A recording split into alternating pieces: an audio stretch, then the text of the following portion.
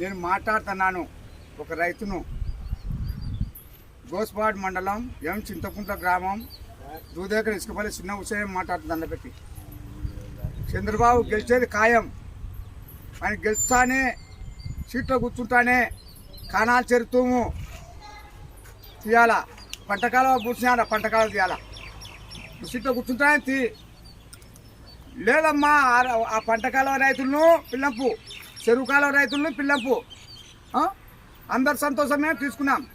లేదమ్మా పంటకాలం వాళ్ళు వద్దన్నారు, చెరువు తూము వాళ్ళు వద్దన్నారంటే కనుక ఆ రైతులు కానీ ఈ రైతులు కలుసుకొని ఇద్దరు అందరు సంతోషమే తీసుకున్నాం.